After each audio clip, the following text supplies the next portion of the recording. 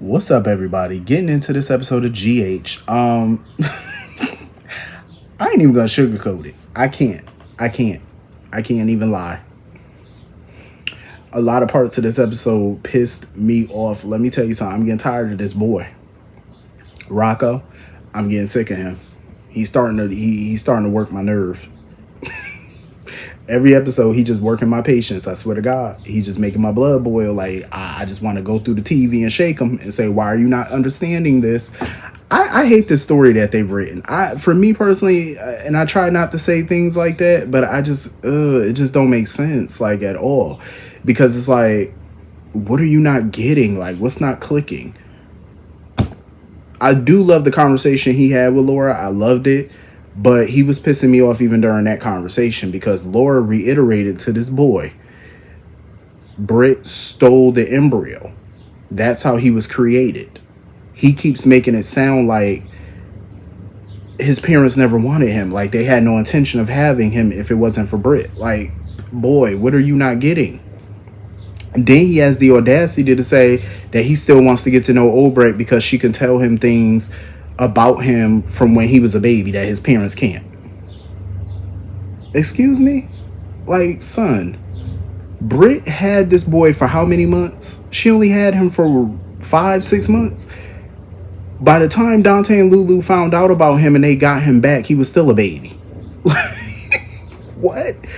He makes it sound like Britt had him for the first 4 or 5 years of his damn life. She only had you for half a year. You were still a baby when your natural parents got you.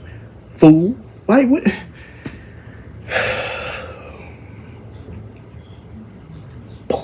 Like, take me out my misery. Like, I just wish they would do this storyline like how they did Old Yeller and just put it behind the woods, behind the shed and just, like, you know what I'm saying? Just take this story out of its misery, please, because this is not making a bit of sense. Like, the storytelling on this just leaves a lot to be desired. I'm going to tell you. It just... And Laura basically let him know, like, Obrecht has changed over the years. She did. I agree with Laura on that. Obrecht has changed. She's had significant growth. Because when she first started, she was cold and deadly. Now she's just happy, bubbly, and deadly. But there's been a lot of growth for her. But he has to understand why his parents don't want him around her. But Laura made a lot of sense in some ways because she was like, Lulu hasn't really seen that, the growth with Obrecht throughout the years because for a good chunk she was in a coma, so she felt like, she hasn't been around to see that. Maybe so, but even still, it's like Lulu feels about people how she feel. Do some people change? Absolutely, but Lulu's entitled to feel how she feels. But Laura had to dig into Lulu a little bit because she let her know, like, you need to support him on this because the more you forbid him from being around Obrecht, the more he's gonna push harder to be around her and shut you out. So Lulu's just gonna have to bite the bullet and just listen to the boy and just entertain this, I suppose. Even if her and Dante don't want to, you may have to. You just may have to. But I just find this to be very stupid because it's not much Obrecht can tell him about his childhood. They've only been around him for a few months. Like, Lulu and Dante could fill in the rest. They still had him when he was a baby. So then this fool bumps into Britt at his job and he thanks her, told him, oh, without you, I would have never known I had a second mother.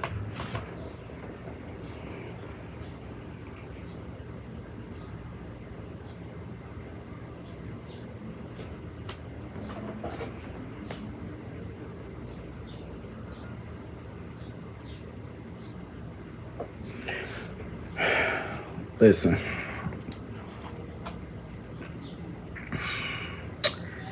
Boy. What? A second mother. Sir, Britt was never your mama. You have one mama. Just one. Always have. You were stolen, kid. Stolen. Stolen. STOLEN. Stolen. With a capital S. Stolen. Oh, I don't think my mom would have ever told me the truth.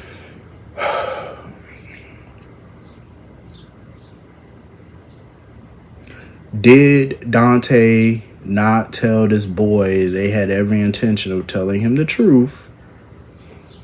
Because I know it came out his mouth. I know it did. Like, I'm just over this boy. I'm over his little quest at this point. BLQ and Lulu, Lord have mercy. I feel so bad for Maxie. She the only one I feel bad for because she got to be a friend to those two. Like, that's like hell on wheels. I just couldn't do it. It's exhausting. It, like, even watching this episode, it looks exhausting to be their friend.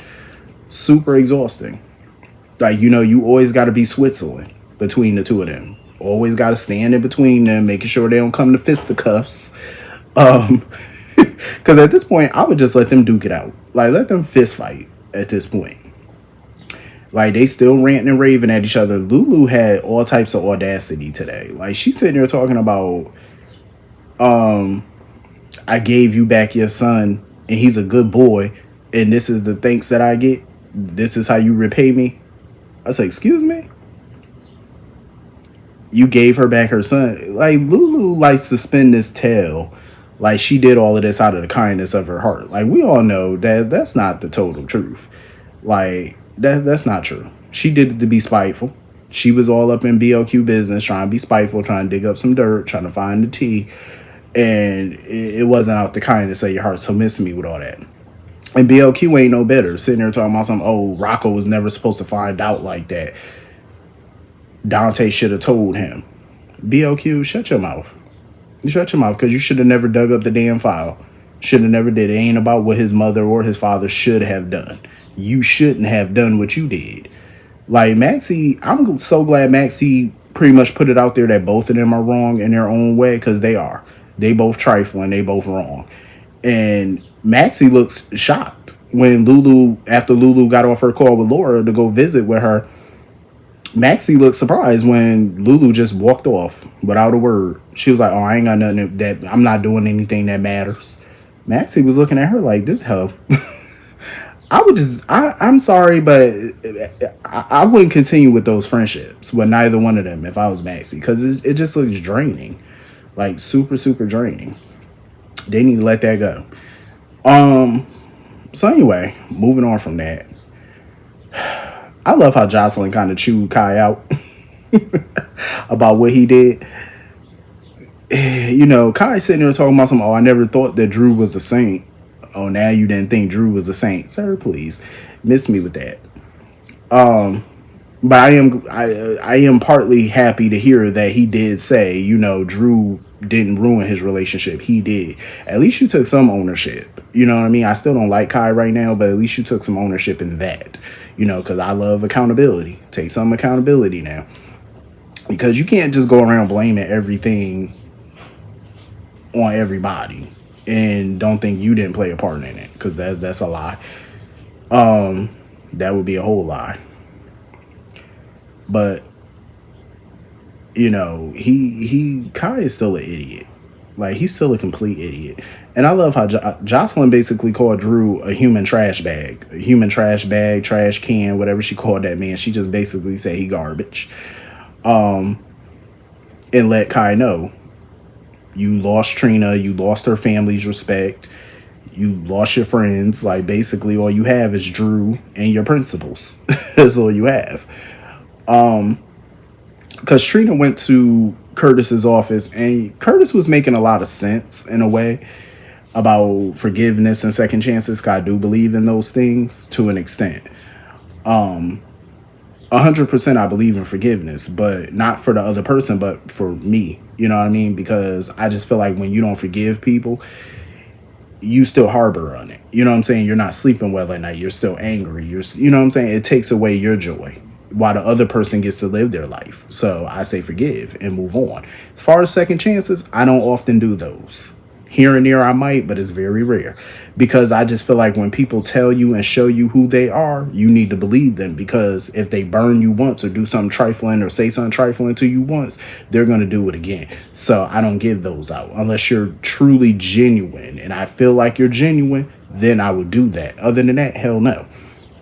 So, Curtis basically was trying to tell her not to burn bridges, which is understandable.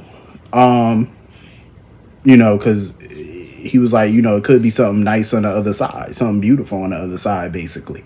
So Trina took his words to heart. She bumped into Kai or whatever, went to go see Kai, and she wanted to hear what he had to say. It wasn't nothing good. Kai pretty much put it out there that he still stands by what he did. He still felt like it was the right thing to do. When he said that, that pretty much told Trina, like, all right, I'm good.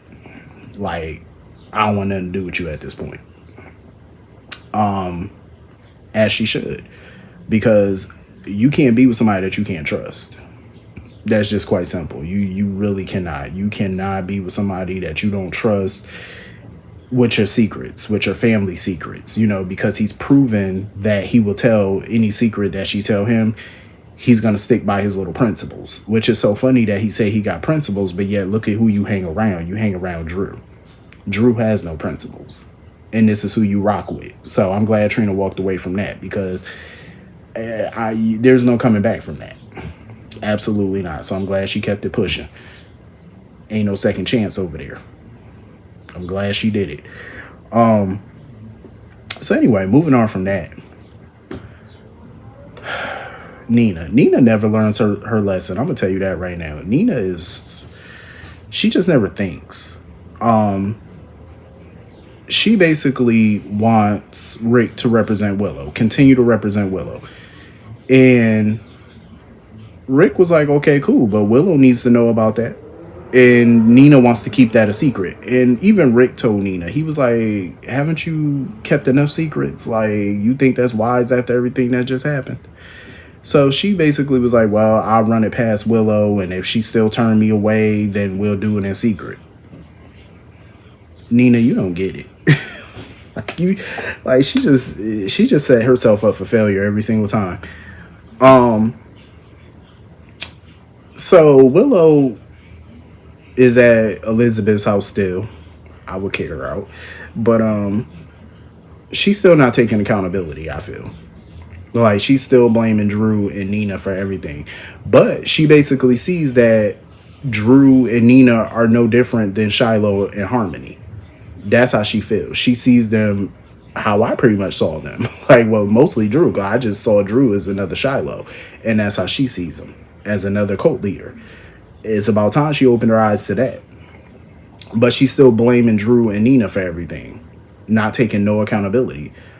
But the only piece of accountability I feel she took was when she said, I let Drew ruin my life. That's the only piece of accountability that she was trying to take. Because Nina came over there. She didn't really want to hear nothing Nina had to say. At least Nina dropped her off some clothes. But she didn't want to hear nothing she had to say. She don't want nothing to do with Nina.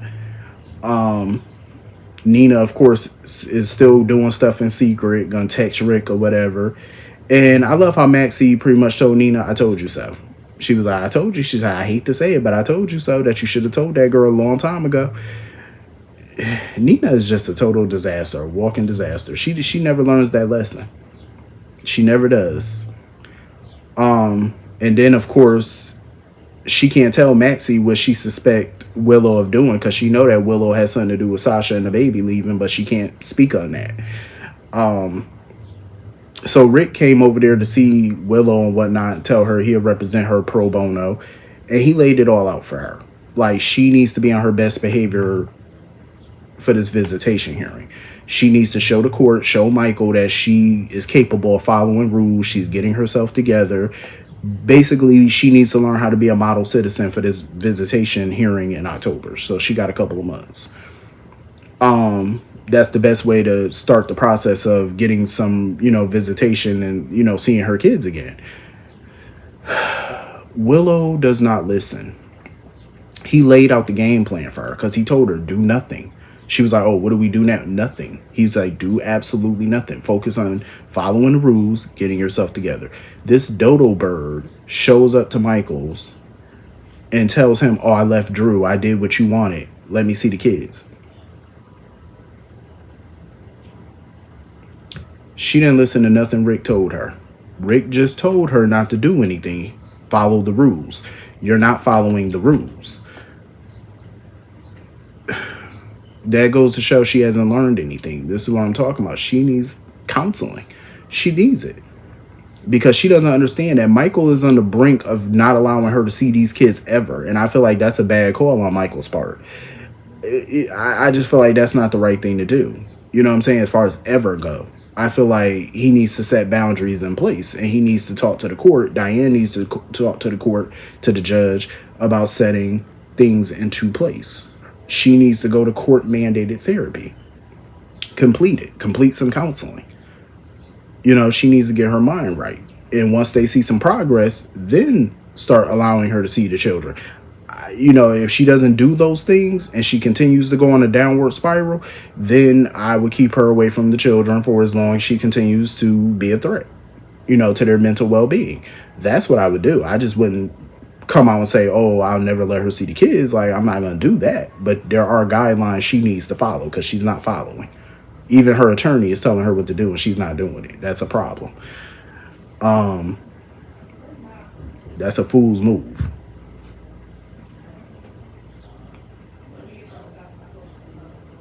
So,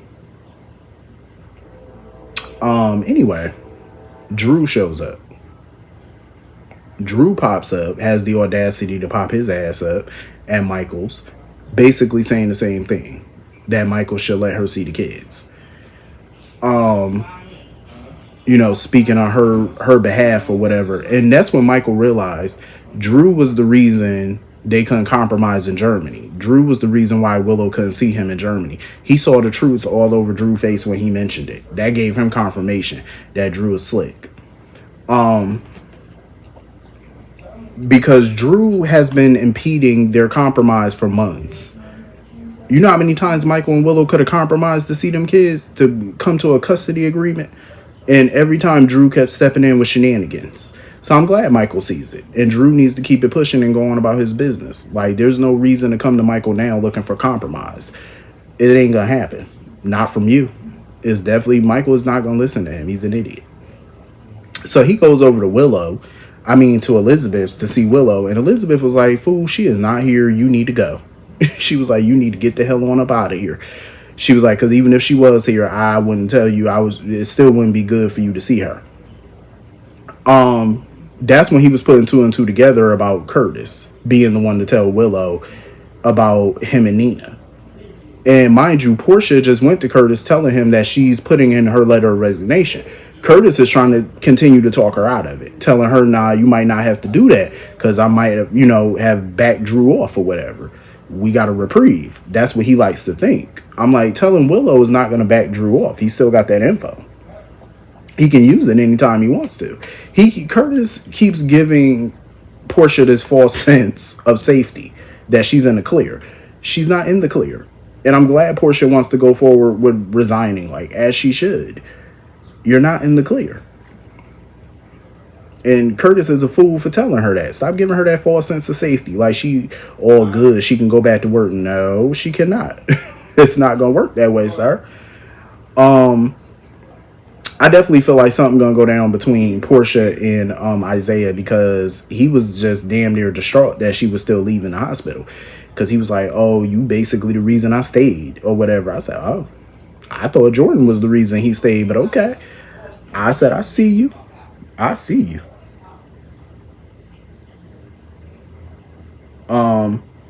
But anyway, that was pretty much the whole episode. Hit the comment section. Let me know what you all thought, and I will see you all later. Peace.